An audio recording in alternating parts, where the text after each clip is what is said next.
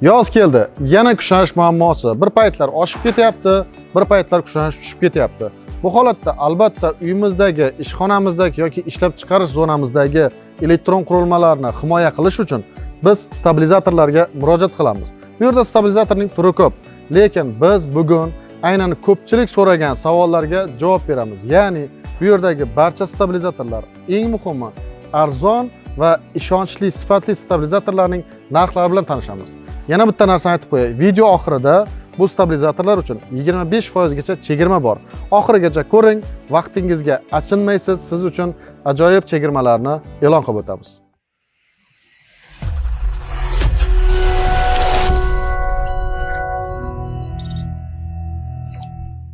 Assalomu alaykum do'stlar, men Zoir Kenjayev. Kuzatayotganingiz Quvvat YouTube kanali.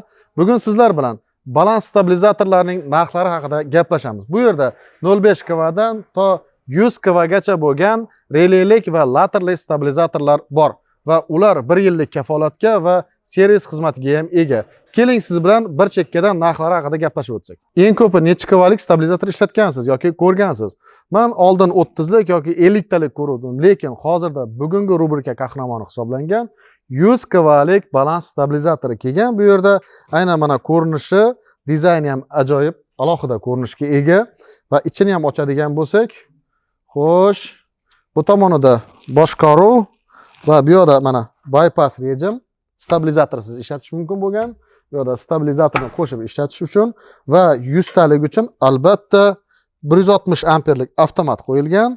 Bu yerda kirish mana 3 faza uchun va 0 uchun, bu yerda ham mana 3 faza va 0 uchun, mana A, B, S uchun.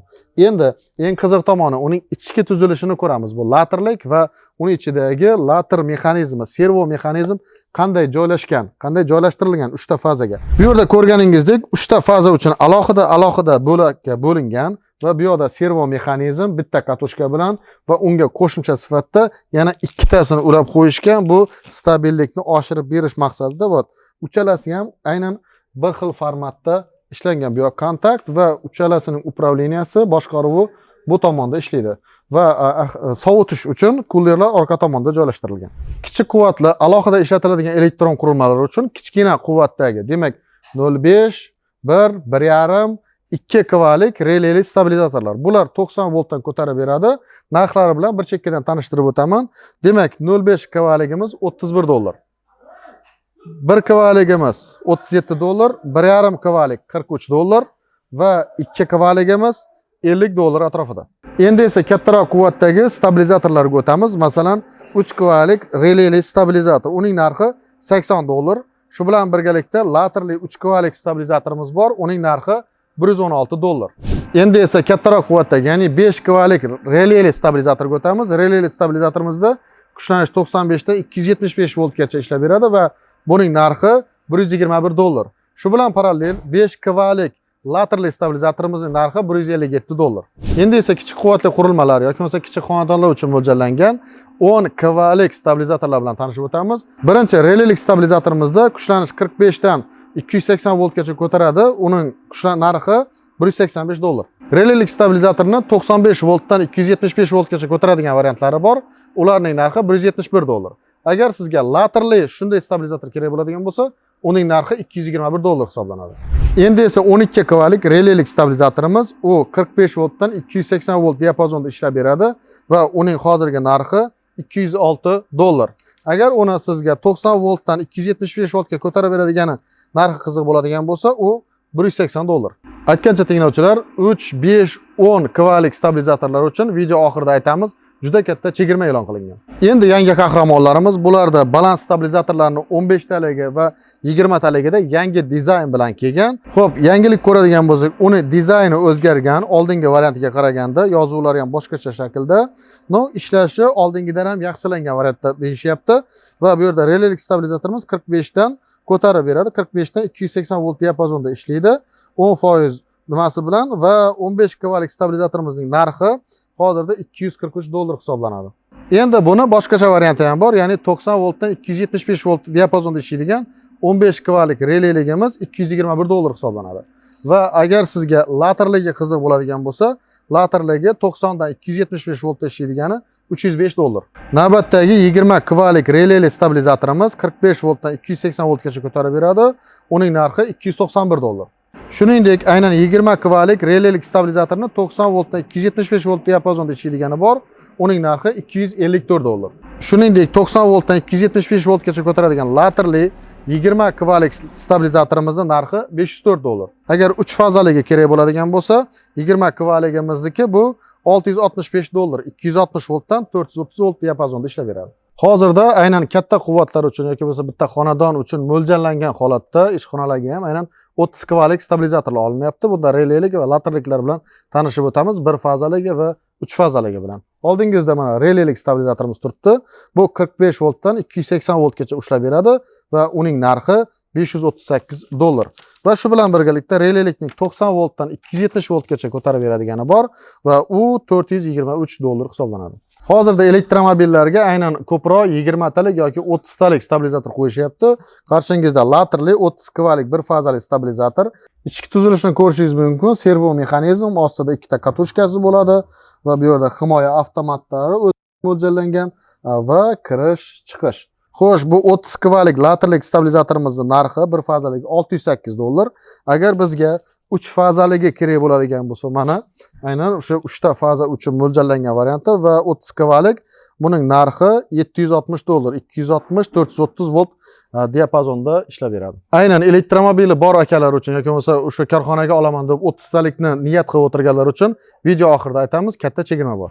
Endi esa kattaroq quvvatlarga o'tamiz, ya'ni 50 kvalik va 100 kvalikka. Bu yerda oldimizda mana 50 kvalik elektromexanik stabilizatorimiz turibdi. Bunda mana 3% xatolik bilan ishlaydi va 95 dan 275 volt diapazonda ishlab beradi bizga. Ichki tuzilishini ham ko'rishimiz mumkin.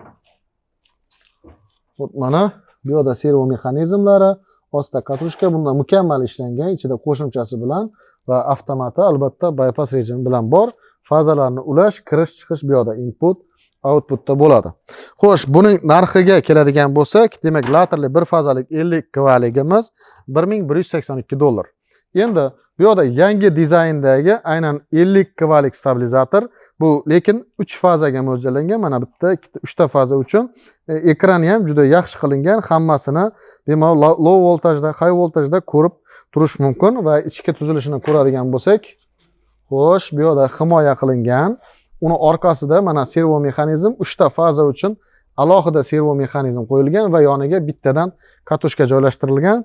Bu yerda himoya avtomatlari tak 100 amperlik kirish bypass rejimi uchun va stabilizator rejimi uchun avtomatda qo'yilgan. Kirish, chiqish ulanishi, input, outputda 3 faza va bitta 0 uchun. Xo'sh, buning narxiga keladigan bo'lsak, 3 fazalik 260 voltdan 430 voltgacha ko'taradigani 50 kvaligi 1373 dollar. Endi mana bu maxluqni narxi bilan tanishadigan bo'lsak, demak, laterli 100 kvalik stabilizatorimizni narxi 3350 dollar.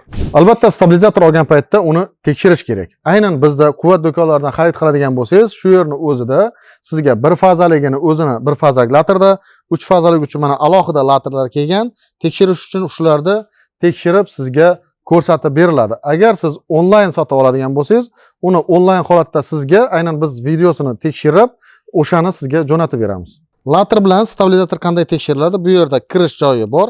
Aynan inputga, kirishga tarmoqdan kelayotgan kuchlanishni beramiz va output chiqishga stabilizatorga kuchlanish ulaymiz va bu yerda kuchlanishni o'zgartirish orqali aynan bizga normadagi 230 dan pasaytirib va ko'targan holatda u stabilizatorlarimizni 45 volt yoki 90 voltda o'tishi va undan balandroq kuchlanishda ishlashini ko'rsatib berishimiz mumkin laboratoriya sharoitida.